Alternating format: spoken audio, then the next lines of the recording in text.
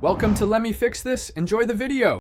In this video, I will explain how to modify a Hyundai Veloster. First, consider your goals for the modification process, whether it's boosting performance, enhancing aesthetics, or improving handling.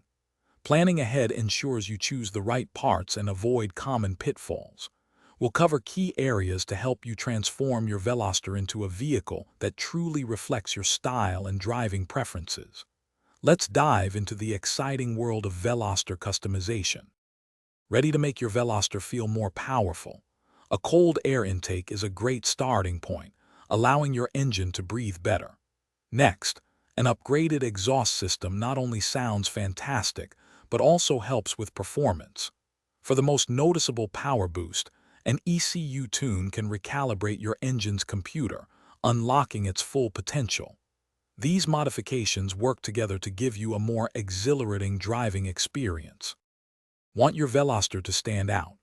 Aesthetic modifications can completely transform its look. A body kit with elements like a front lip or side skirts can give it a much more aggressive profile. Upgrading your wheels and tires not only looks great but also enhances handling.